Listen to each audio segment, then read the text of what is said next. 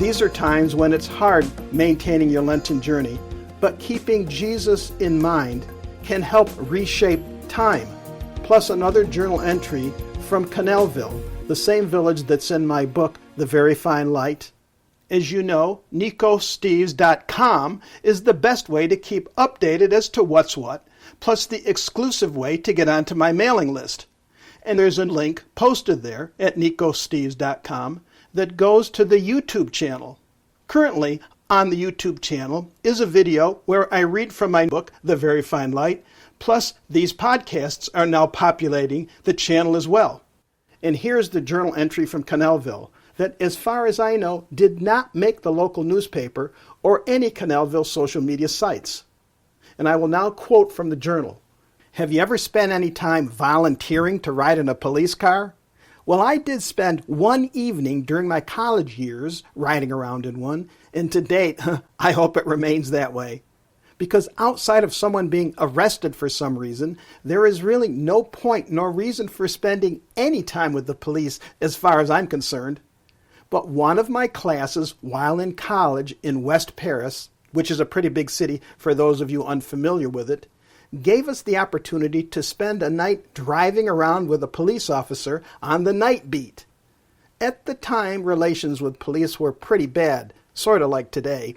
I had heard of this novel way for the police to give the public a chance to get a taste of life from the police officer's side of the windshield.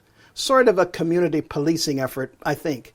Anyways, one of my professors, actually there were two that semester, who challenged us students to take the city up on their offer.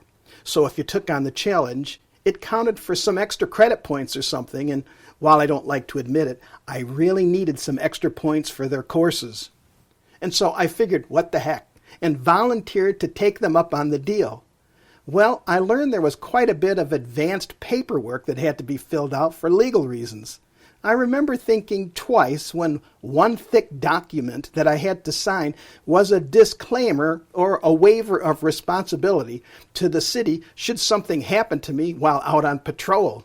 I remember thinking, sounds a bit ominous. Perhaps it's just some scare tactic, a bit of exaggeration for dramatic effect. If my parents had known that I was planning to do this, well, there is no question in my mind they would never have allowed me to sign such a document, nor consider the evening ride in a patrol car in the first place. But they were back in Canalville, not the big city like me, so what the hey. Some classmates and roommates told me I was crazy for considering this, but I figured they were just jealous that they hadn't volunteered, and it did raise my street cred, especially with my professors, and admittedly several of the more studious co-eds who would never give me the time of day before this volunteering bit. 2 weeks later, I made my way down to the police station. Actually, they have a jail in this building as well. I had to be there around 4 p.m., as I recall, and it was near the end of the spring semester. The late afternoon was bright and sunny. Most of my mates would be tossing frisbees, drinking beer, and meeting co-eds in the process, but not me. The first thing I remember after arriving was the number of people, family members mostly, going in between the jailhouse and several bail bonds companies on the other side of the street. I remember thinking that I had never really noticed how run-down and dingy these storefronts looked whenever I drove past. But before I knew it, I was up at the front desk with the stone-faced desk sergeant, who was doing his best to keep his gaze as neutral as possible. As I came up to him, my hair a bit disheveled, wearing old blue jeans and a yellow Western-style shirt, I could tell he was giving me the once-over. Made me feel a bit creepy, but I guess that's part of their job around here, figuring out who was a threat and who was just some nobody, or some somebody. So I just shrugged it off best I could. He asked me how he could help, and I squeaked out that I was going on a patrol car ride, putting down the folder with the disclaimer and other paperwork documentation, including questions about any issues I may have had with the law. He perused it, occasionally looking up at me and checking out the fairly busy lobby at the same time. "So you're going out on patrol tonight, eh?" he said, cracking a bit of a small smile. "Yes, sir," I said quietly, not sure if his smile was sly or welcoming. Never really being around police officers, I started to wonder about the wisdom of choosing to do this in the first place. However, he soon raised his hand and waved me into what I'll call the inner sanctum, the room behind the curtain that I had never been behind before, nor since. But I'd seen my share of detective shows, so I wasn't surprised by the faded green walls and harsh fluorescent lighting. Well, as I was getting acclimated to the environment, I was introduced to the captain of the shift, and he quickly introduced me to his evening team. Would these be the men and women who would be patrolling along with me, or rather, I would be patrolling with?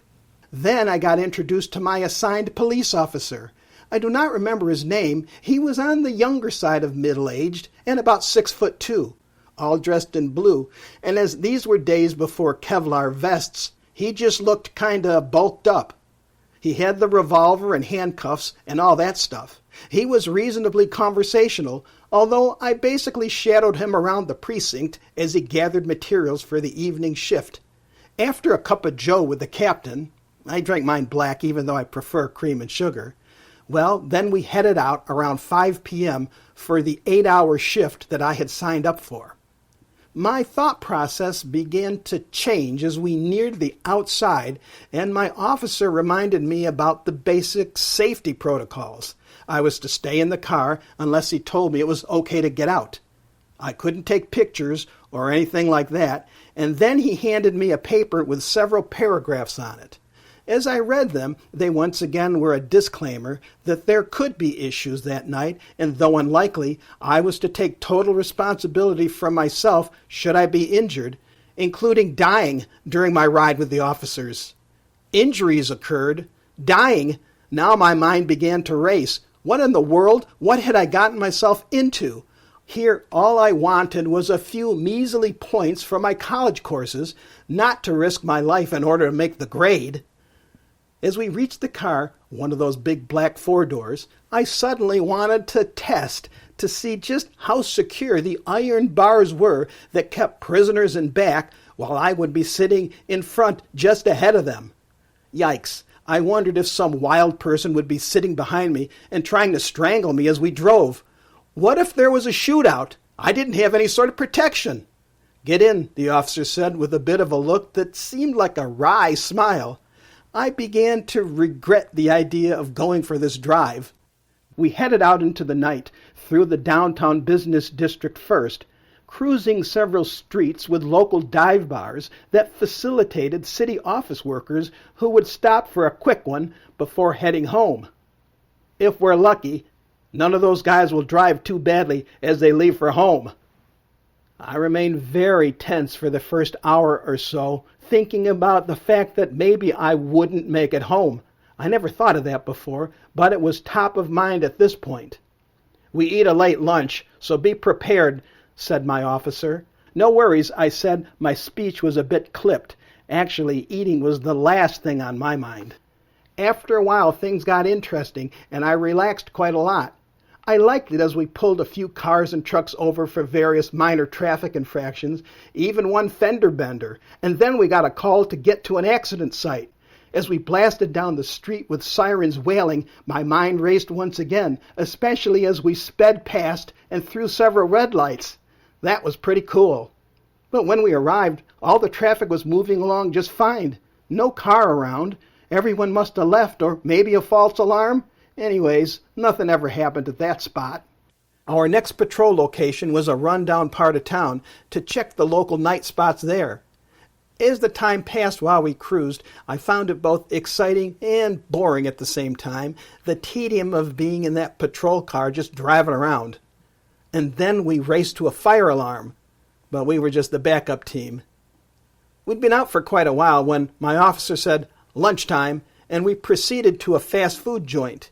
He picked up his meal. I got mine. As we got our burgers, I checked my watch. It was 9:30, and we'd been running around quite a lot. He parked in the side parking lot of a rundown city school. It was dark and eerily quiet and sort of remote.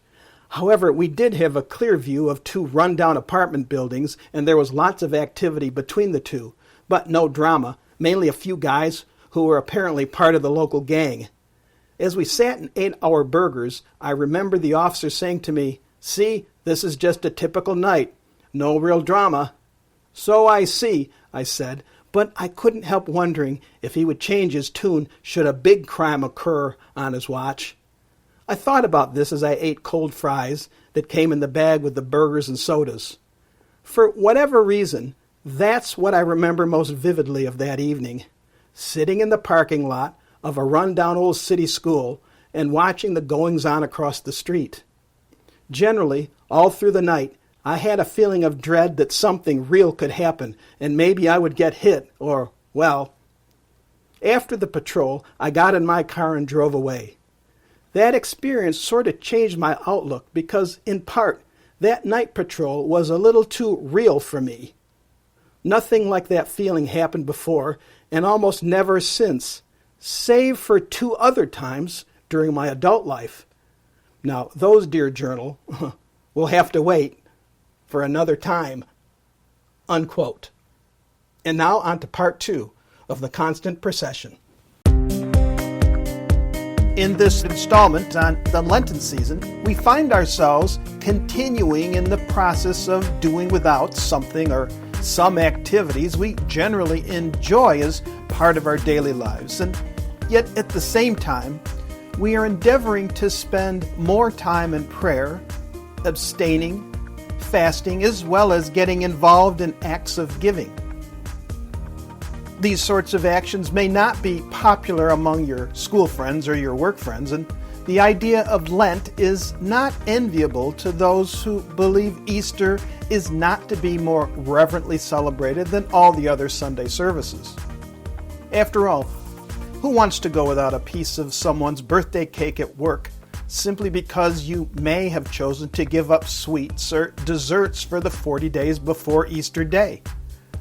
Or giving over a sunny springtime Saturday to volunteer on a work of charity because of a commitment to do something for others as part of Lent. The making of such choices as the days of Lent stretch on before Easter, and the solitude of honoring this season of Lent, very much isolates a person from the world around us. And by now, it is becoming a more significant part of your day.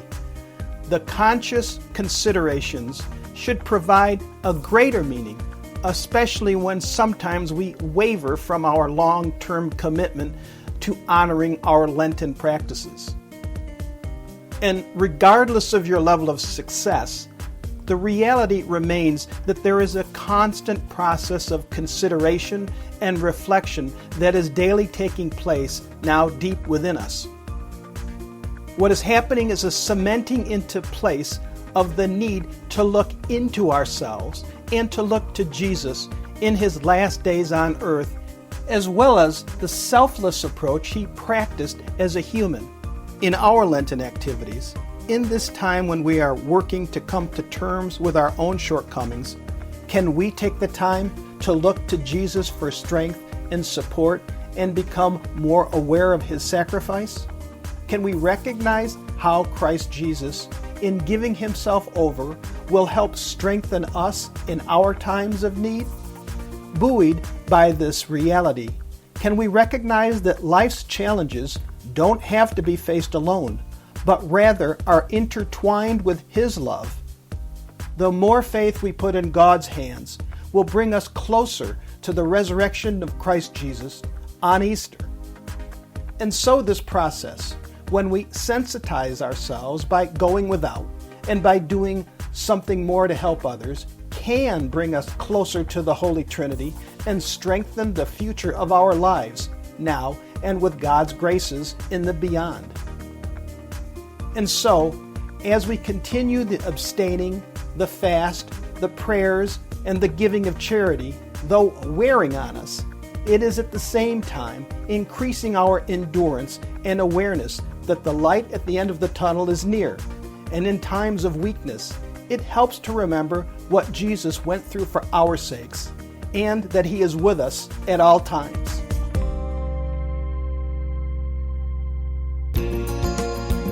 Well, this is Nico Steves, and I hope you enjoyed this installment. My book can be found using the title The Very Fine Light, on Amazon.com. Please feel free to contact me at nicosteves.com. That's Nikos Steves, Steves.com. If you like this episode, and for more, share them with friends. This is Nico Steves. Thank you. See you next time.